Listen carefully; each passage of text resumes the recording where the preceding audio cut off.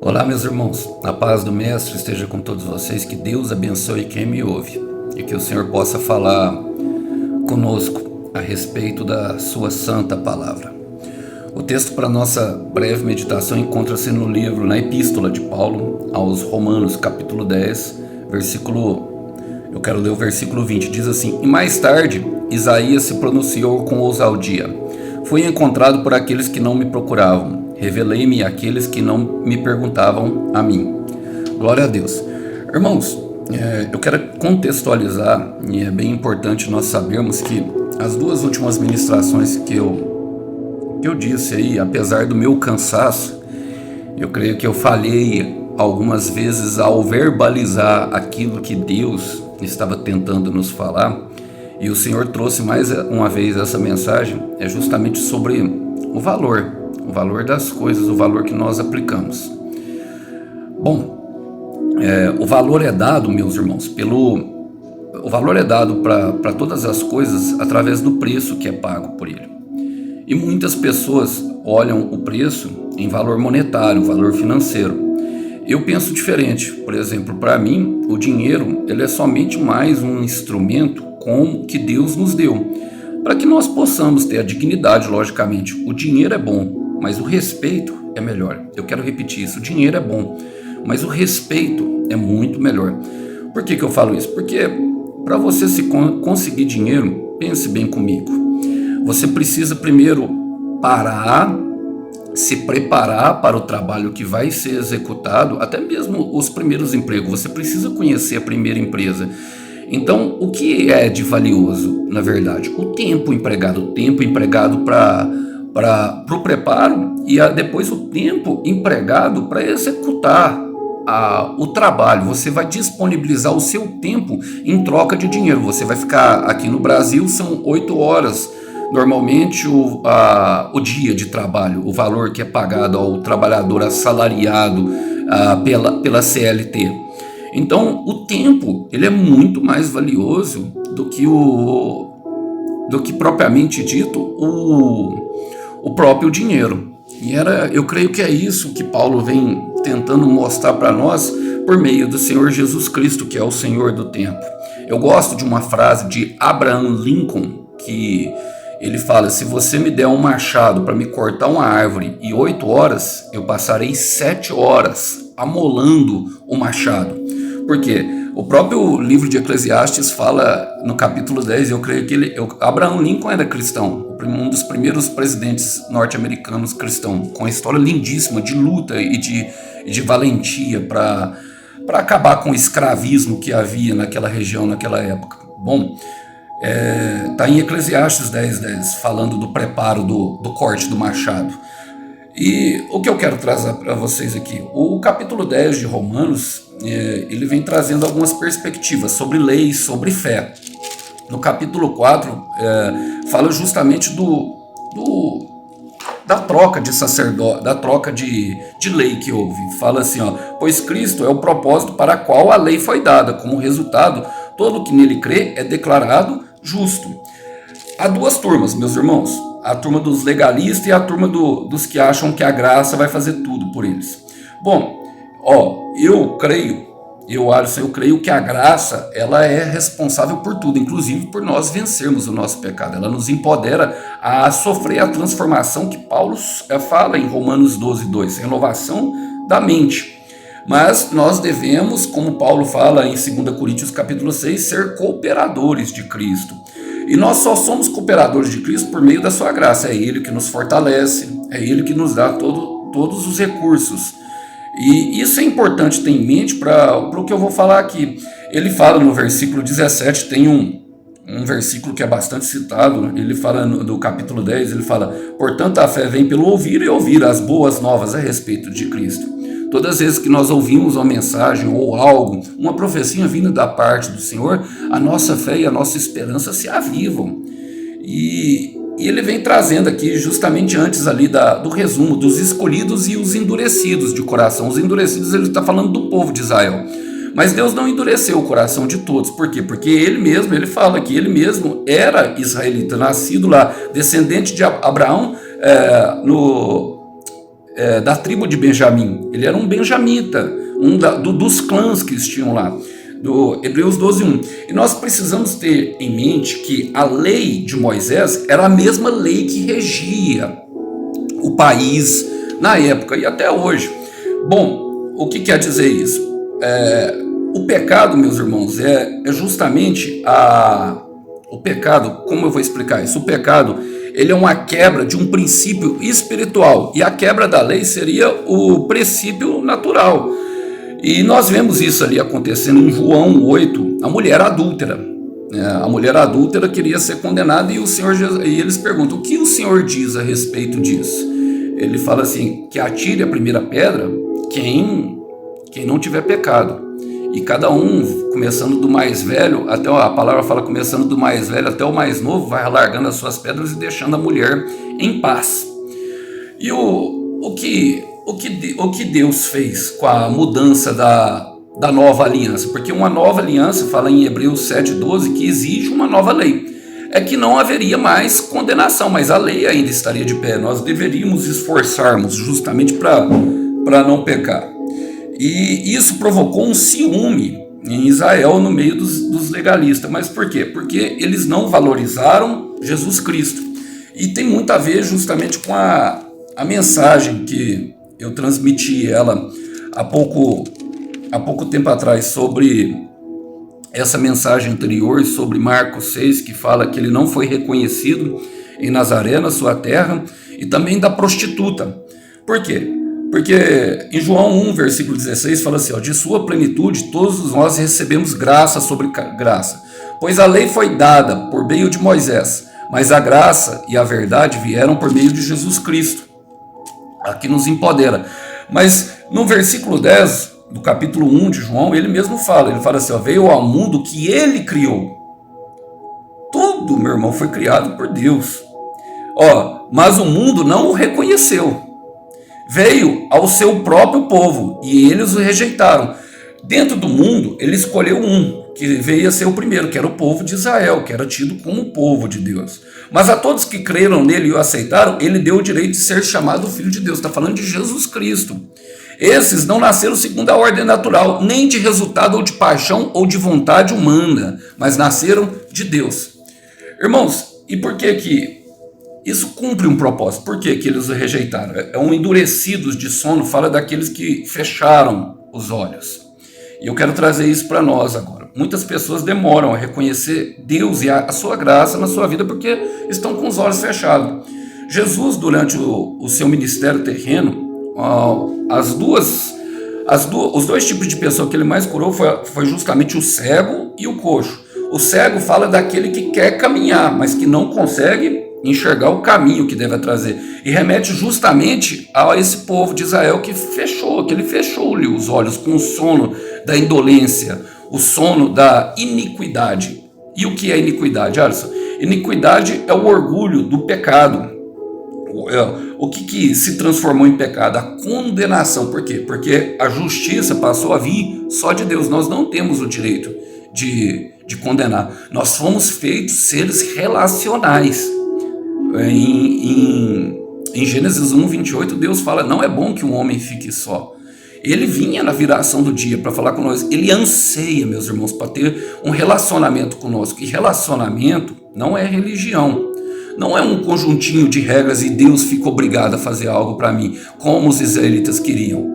Por isso ele procura adoradores, como diz em João 4:24, que o adorem em espírito e em verdade. Agora, se ele procura, não tem os falsos adoradores? Sim, meus irmãos. Logicamente, aqueles que é feito por meio. E Paulo fala isso em 1 Coríntios, capítulo 10, versículo 31, quer comais, quer bebais, façam isso para a glória de Deus. Ou seja, toda a nossa vida será para a glória de Deus.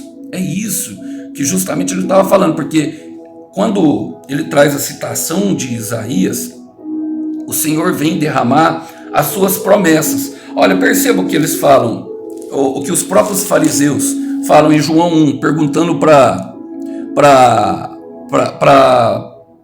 João Batista se ele era Jesus Cristo. Fala assim, é o profeta que temos esperado? Está aqui, no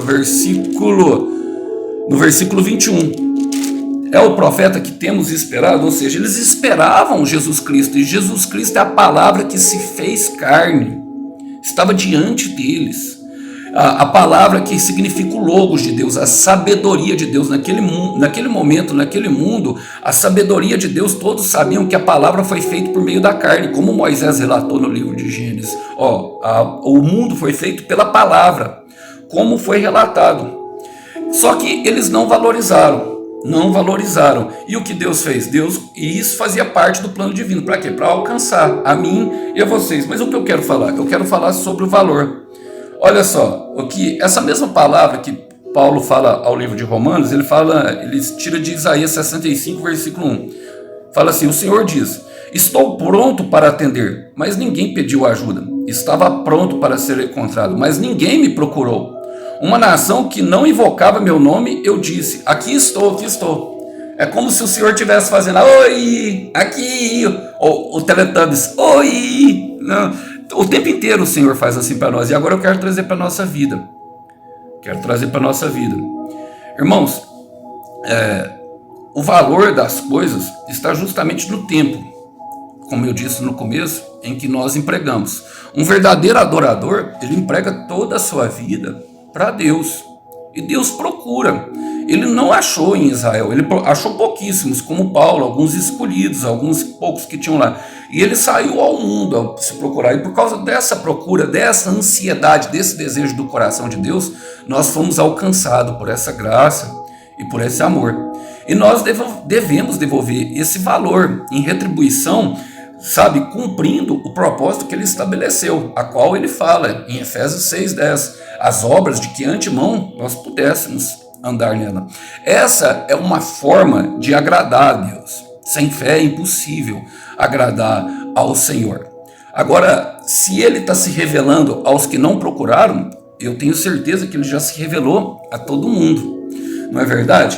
Por que que eu estou falando isso? Irmãos, porque nós devemos sair de lugares. Assim como em Marcos 6,6, que fala que Jesus ficou admirado com a incredulidade deles, e está falando de Nazaré, do povo de Israel. Muitas pessoas no nosso meio, ele estava falando ali da sua família, estava falando de todos mesmo, não vão acreditar naquilo que são os nossos sonhos. Olha, eu gosto de uma história que fala justamente assim. Eu não sei quem é o autor, mas um pai fala para uma filha, ele tinha um carro antigo, fala: filha, vai até a concessionária e tente vender esse carro. Aí a filha pergunta: mas quanto que vale esse carro? Ele vale pelo menos 10 mil, estou dando um valor hipotético. Mas ela chega na concessionária e ele descobre que eles queriam pagar 1.000. E ela, indignada, sai e não vende. O pai admira a filha, fala: muito bem, minha filha, muito bem. Agora vai até aquela garagem de casa e tente vender lá. E aí ela foi e eles tentaram pagar um preço menor. Ela voltou muito brava e falou com o pai, e falou assim: pai, eles quiseram pagar muito menos, ainda queriam me cobrar alguma coisa. Tá, mas agora vai ali naquele clube de carros antigos e tenta vender lá. Lá ofereceram 100 mil para ela. E ela voltou alegre com o dinheiro na mão, pois tinha vendido. E o pai fala assim: filha, não é sobre vender o carro, é sobre o que eu quero te ensinar. Em um lugar onde você não é valorizada, é melhor você nem estar lá. E foi o que Jesus fez. Ele veio para os seus e os seus não o reconheceram, como está em João. Olha, mas veio ao seu próprio povo e eles os rejeitaram. Nós vamos enfrentar rejeições, mas é necessário. Olha, Deus, ele fala claramente que Israel foi a primeira. Os primeiros serão os últimos e os últimos serão primeiros. Está falando de nós. Nós somos os últimos que estamos sendo os primeiros. Israel passa por um deserto espiritual nesse momento. É no deserto que dá valor à água. Você vê as guerras e tudo que aquela nação sofre, mas Deus nunca deixou de estar presente. Nunca, mesmo diante de toda aflição, nunca deixou de estar presente. E também temos que tomar cuidado com a questão da prostituta, que eu também falei, das pessoas que não